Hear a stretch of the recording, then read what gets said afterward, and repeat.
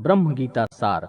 श्री भगवान ने कहा, हे पांडव, यह सिद्ध है कि परमात्मा है, उसी परमात्मा से आकाश, आकाश से वायु, वायु से अग्नि, अग्नि से जल तथा जल से पृथ्वी की उत्पत्ति हुई है, जो इस जगत प्रपंच की जन्मदात्री है। तदनंतर 17 तत्व उत्पन्न हुए। वाक, हाथ, पैर, वायु और उपस्थ, ये 5 कर्मेंद्रियां हैं। कान, त्वचा, नेत्र, जिह्वा तथा नासिका, ये 5 ज्ञानेंद्रियां हैं। प्राण, अपान, समान, व्यान और उदान नामक ये 5 प्रकार की वायु हैं। मन और बुद्धि रूप अंतःकरण है। मन संदेही होता है और बुद्धि निश्चयात्मक होती है। इसका स्वरूप सूक्ष्म होता है। आत्मा के रूप में भगवान हिरण्यगर्भ अंतःकरण में विद्यमान रहते हैं, वही जीवात्मा है। इस प्रकार प्रपंच से परे उस महाप्राण परमात्मा के द्वारा पंच महाभूतों से बनी शरीर की उत्पत्ति होती है। उन्हीं पंजीकृत पंच महाभूतों से ब्रह्मांड अर्थात इस जगत की सृष्टि हुई है।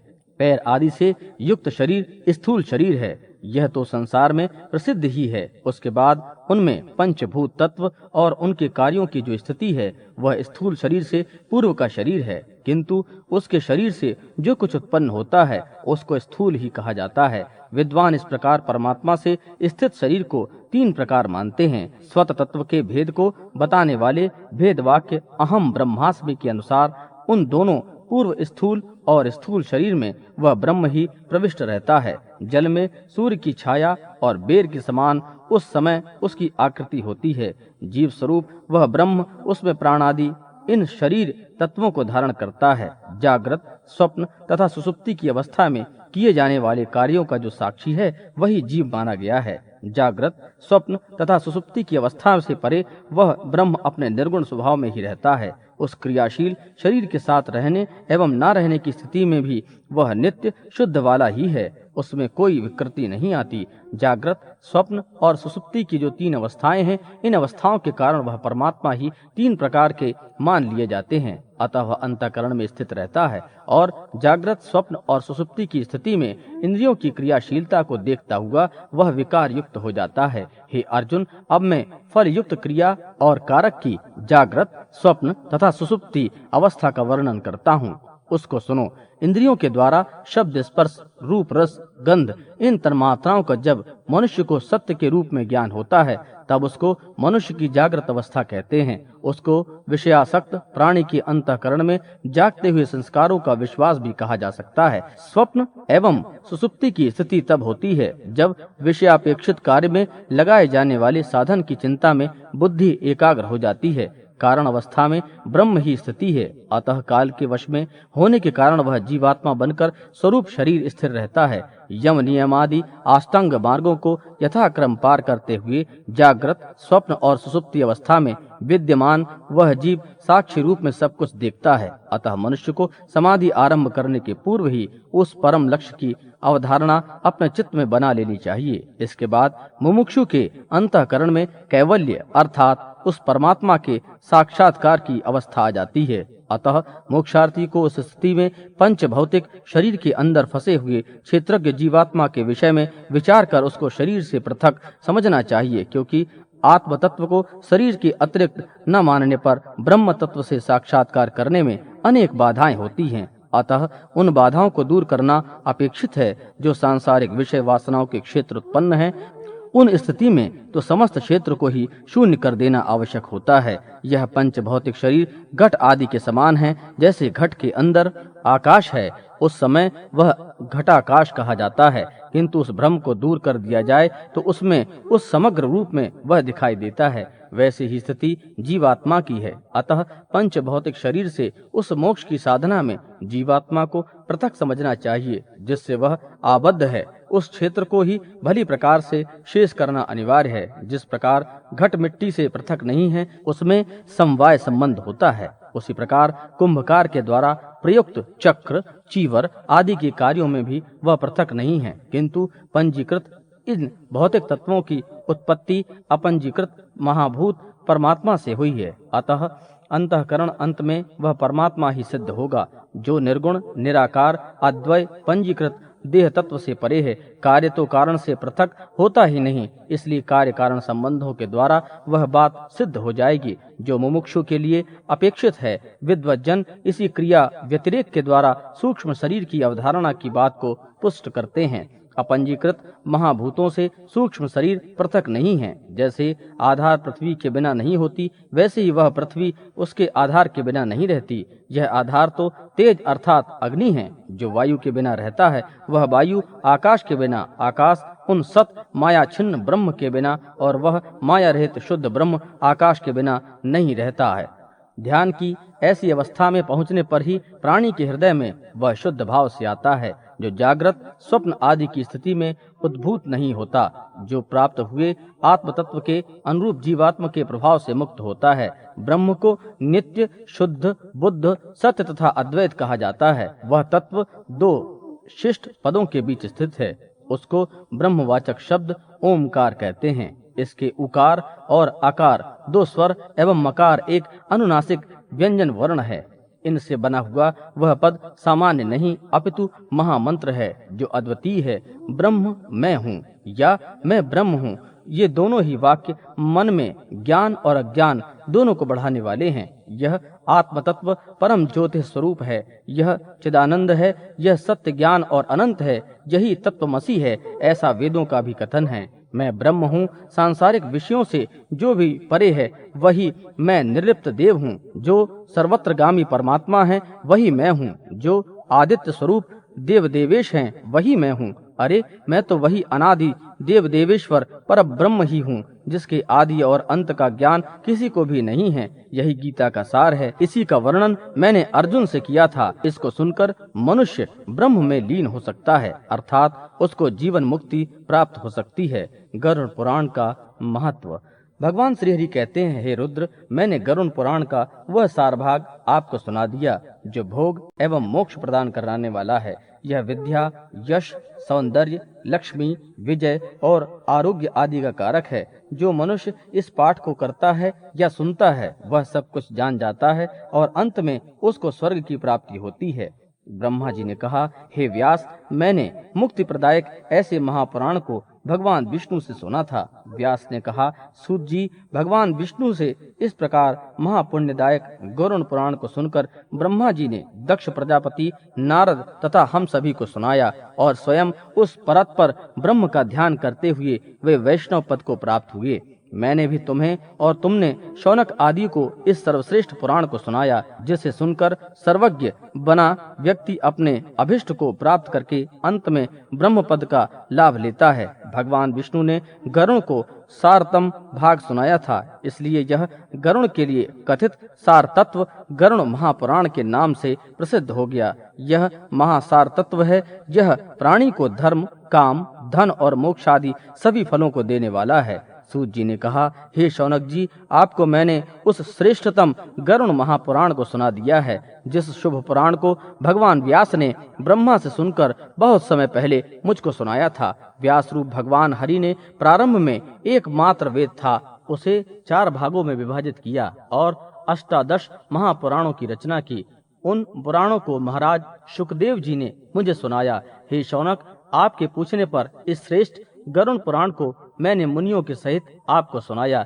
जो मनुष्य एकाग्रचित होकर इस महापुराण का पाठ करता अथवा सुनता है अथवा सुनाता है या लिखता है, लिखाता है, ग्रंथ के ही रूप में इसे अपने पास रखता है, तो वह यदि धर्मार्थी है तो उसे धर्म की प्राप्ति होती है। यदि वह अर्थ का अभिलाषी है तो अर्थ की प्राप्ति होती है। यदि वह कामी है तो उसकी कामनाएं पूर्ण होती हैं। यदि वह मोक्ष प्राप्त करने का इच्छुक है तो उसे मोक्ष भी प्राप्त होता है। मनुष्य जिस जिस वस्तु की कामना करता है वह सब इस गरुड़ महापुराण को सुनने से प्राप्त हो जाती है। जो मनुष्य इस महापुराण का पाठ करता है वह अपने समस्त अभिष्ट को सिद्ध करके अंत में मोक्ष प्राप्त कर लेता है। इस पुराण के एक श्लोक का एक चरण भी पढ़कर मनुष्य पाप रहित हो जाता है। जिस व्यक्ति के घर में यह महापुराण रहता है उसको इसी जन्म में सब कुछ प्राप्त हो जाता है। जिस मनुष्य के हाथ में यह गरुड़ महापुराण विद्यमान है उसके हाथ में ही नीतियों का कोश है। जो प्राणी इस पुराण का पाठ करता है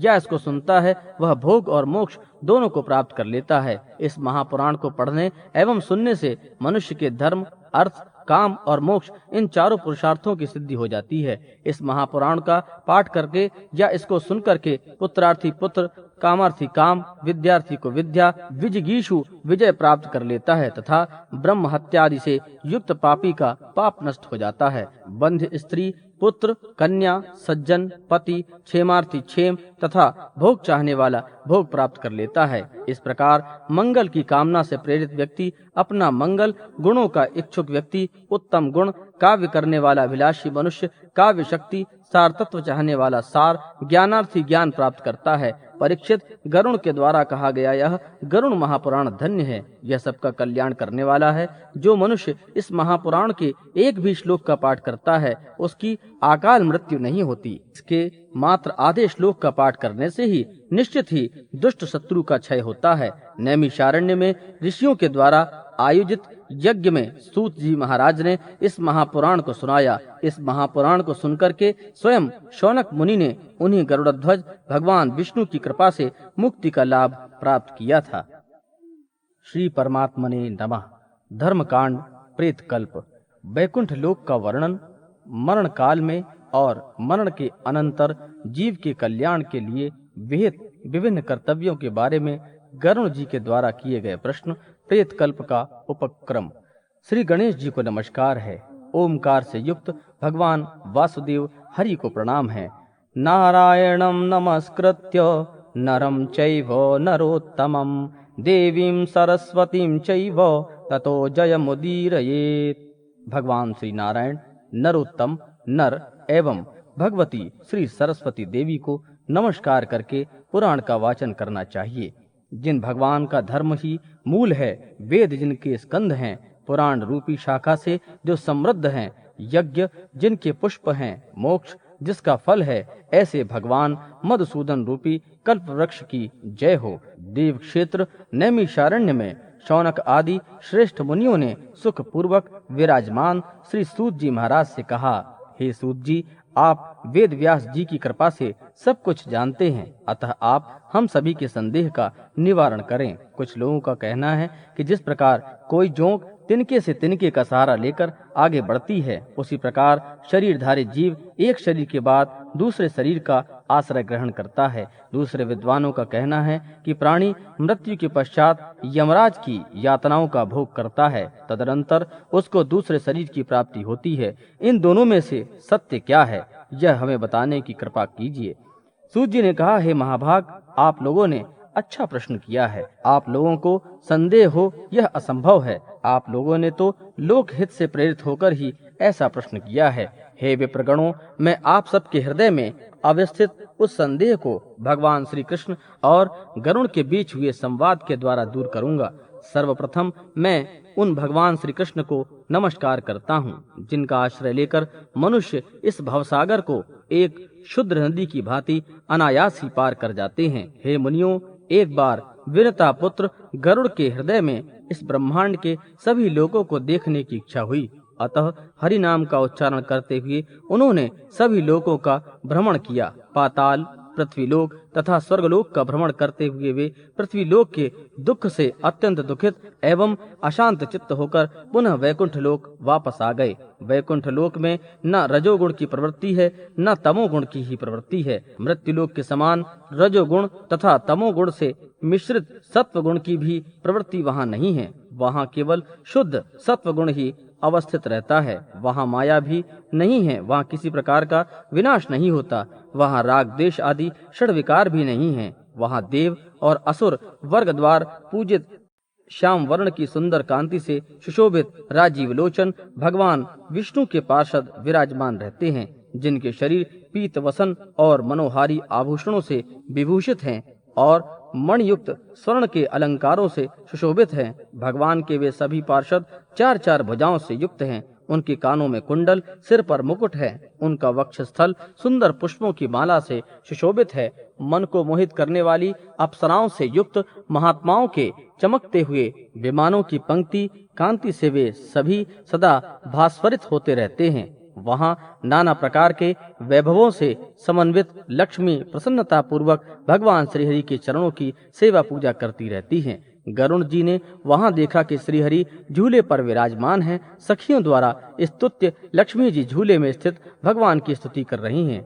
अपने लाल लाल बड़े बड़े नेत्रों से युक्त प्रसन्न मुख देवों के अधिपति श्रीपति जगतपति और यज्ञपति भगवान श्रीहरि ने अपने नंद सुनंद आदि प्रधान पार्षदों को देख रहे हैं। उनके सिर पर मुकुट, कानों में कुंडल और वक्षस्थल श्री से सुशोभित था। वे पीतांबर से विभूषित थे। उनकी 4 भुजाएं थीं। प्रसन्न मुद्रा में हंसता हुआ उनका मुख था।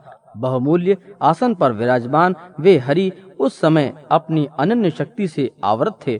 प्रकृति, पुरुष, महत, अहंकार, पंच कर्मेंद्री, पंच ज्ञानेंद्री, मन, पंच महाभूत तथा पंच मात्राओं से निर्मित शरीर वाले अपने ही स्वरूप में रमण करते हुए उन भगवान हरि का दर्शन करने से विनता सुत गरुण का अंतःकरण आनंद विभोर हो उठा। उनका शरीर रोमांचित हो गया। उनके नेत्रों से प्रेमाश्रु की धारा बहने लगी। आनंद मग्न होकर उन्होंने प्रभु को प्रणाम किया। प्रणाम करते हुए अपने वाहन गरुण को देखकर भगवान विष्णु ने कहा, हे पक्षिन, आपने इतने दिनों में इस जगत की किस भूमि का परिभ्रमण किया है? गरुण ने कहा, भगवान, आपकी कृपा से मैंने समस्त त्रिलोकी का परिभ्रमण किया है। उसमें स्थित जगत के सभी स्थावर और जंगम प्राणियों को भी देखा है। हे प्रभु, यमलोक को छोड़कर पृथ्वी के सत्यलोक तक सब कुछ मेरे द्वारा देखा जा चुका है। सभी लोगों की अपेक्षा भूरलोक में प्राणियों में अधिक परिपूर्णता है। सभी योनियों में मानव योनि ही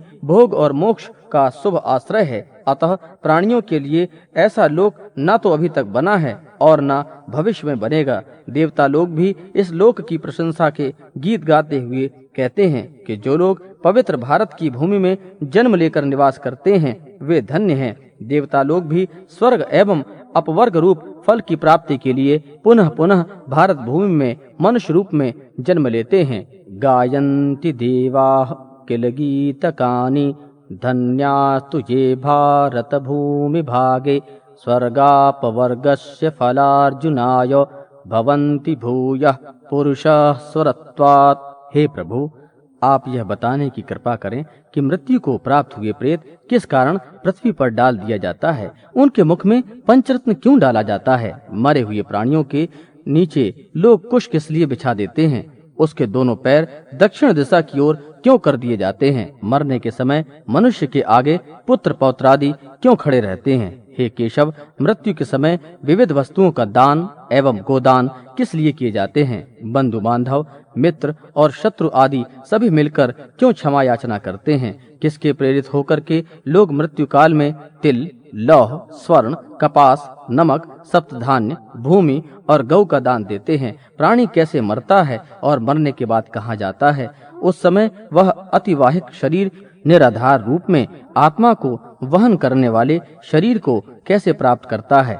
अग्नि देने वाले पुत्र और पौत्र उसे कंधे पर क्यों ले जाते हैं? शव में घृत का लेप क्यों किया जाता है? उस समय एक आहुति देने की परंपरा कहाँ से चली? शव को भूमि स्पर्श किस लिए करवाया जाता है? स्त्रियां उस मरे हुए व्यक्ति के लिए क्यों विलाप करती हैं? शव के उत्तर दिशा में यम सूक्त का पाठ क्यों किया जाता है? मरे हुए व्यक्ति को पीने के लिए जल एक ही वस्त्र धारण करके क्यों दिया जाता है? उस समय सूर्य बिंब निरीक्षण, पत्थर पर स्थापित यव, सरसों, दूर्वा और नीम की पत्तियों का स्पर्श करने का विधान क्यों है? उस समय स्त्री एवं पुरुष दोनों नीचे ऊपर एक ही वस्त्र क्यों धारण करते हैं? शव का दाह संस्कार करने के पश्चात उस व्यक्ति को अपने परिजनों के साथ बैठकर भोजन आदि क्यों नहीं करना चाहिए? मरे हुए व्यक्ति के पुत्र 10 दिन के पूर्व किस लिए पिंडों का दान देते हैं? चबूतरे पर पके हुए मिट्टी के पात्र में दूध क्यों रखा जाता है? रस्सी से बंधे हुए 3 काष्ठ तिगोड़िया के ऊपर रात्रि में गांव के चौराहे पर एकांत में वर्ष पर्यंत प्रतिदिन दीपक क्यों जलाया जाता है? शव का दाह संस्कार तथा अन्य लोगों के साथ जल तर्पण की क्रिया क्यों नहीं की जाती? हे भगवान, मृत्यु के बाद प्राणी अतिवाहिक शरीर में चला जाता है। उसके लिए 9 पिंड देने चाहिए। इसका क्या प्रयोजन है? किस विधान से पितरों को पिंड प्रदान करना चाहिए और उस पिंड को स्वीकार करने के लिए उनका आवाहन कैसे किया जाए? हे देव, यदि ये सभी कार्य मरने के तुरंत बाद संपन्न हो जाते हैं तो फिर बाद में पिंडदान क्यों किया जाता है? पूर्व किए गए पिंडदान के बाद पुनः पिंडदान या अन्य क्रियाओं को करने की क्या आवश्यकता है? दाह संस्कार के बाद अस्थि संचय और घट फोड़ने का विधान क्यों है? दूसरे दिन और चौथे दिन साग्निक द्विज के स्नान का विधान क्यों है? 10वें दिन सभी परिजनों के साथ शुद्धि के लिए स्नान क्यों किया जाता है? 10वें दिन तेल एवं उपटन का प्रयोग क्यों किया जाता है? उस तेल और उपटन का प्रयोग भी एक विशाल जलाशय के तट पर होना अपेक्षित है। इसका क्या कारण है? 10वें दिन पिंडदान क्यों करना चाहिए? एकादशाह के दिन वृषोत्सर्ग आदि के सहित पिंडदान करने का क्या प्रयोजन है? पात्र, पादुका, छत्र, वस्त्र, अंगूठी इत्यादि वस्तुओं का दान क्यों किया जाता है? 13वीं के दिन पददान क्यों किया जाता है? वर्ष पर्यंत 16 श्राद्ध क्यों किए जाते हैं तथा 360 सानोदक घट क्यों दिए जाते हैं? प्रेत तृप्ति के लिए प्रतिदिन अन्न से भरे हुए एक घट का दान क्यों करना चाहिए? हे प्रभु, मनुष्य अनित्य है और समय आने पर ही वह मरता है, किंतु मैं उस छिद्र को नहीं देख पाता हूँ जिससे जीव निकलता है। प्राणी के शरीर में स्थित किस छिद्र से पृथ्वी, जल, मन, तेज, वायु और आकाश निकल जाते हैं? हे जनार्दन, इस शरीर में स्थित जो 5 कर्मेंद्रियां और 5 ज्ञानेंद्रियां तथा 5 वायु हैं, वे कहाँ से निकल जाते हैं? लोभ, मोह, तृणा, काम और अहंकार रूपी जो 5 चोर शरीर में छिपे रहते हैं, वे कहाँ से निकल जाते हैं? हे माधव, प्राणी अपने जीवन काल में पुण्य अथवा पाप जो कुछ भी कर्म करता है, नाना प्रकार के दान देता है, वे सब शरीर के नष्ट हो जाने पर उसके साथ कैसे चले जाते हैं? वर्ष के समाप्त हो जाने पर भी मरे हुए प्राणी के लिए सपिंडीकरण क्यों होता है? उस प्रेत कृत्य में सपिंडन प्रेत पिंडन का मिलन किसके साथ किस विधि से होना चाहिए? इसे आप बताने की कृपा करें।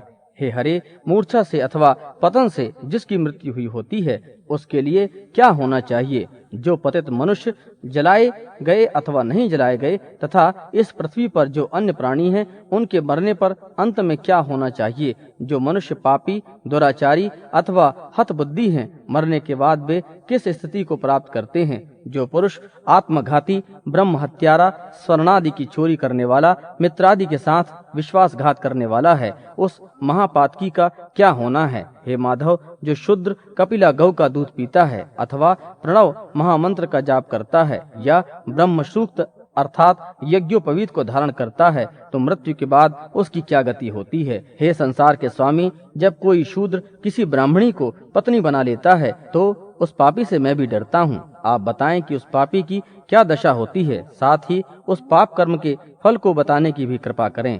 हे विश्वात्मन, आप मेरी दूसरी बात पर भी ध्यान दे। मैं कौतूहलवश वेग पूर्वक लोगों को देखने गया हुआ था। संपूर्ण जगत में जा चुका हूँ। उसमें रहने वाले लोगों को मैंने देखा है कि वे सभी दुख में ही डूबे रहते हैं। उनके अत्यंत कष्टों को देखकर मेरा अंतःकरण पीड़ा से भर गया है। स्वर्ग में दैत्यों की शत्रुता का भय है। पृथ्वी में मृत्यु और रोगादि तथा अभिष्ट वस्तुओं के वियोग से लोग दुखित हैं।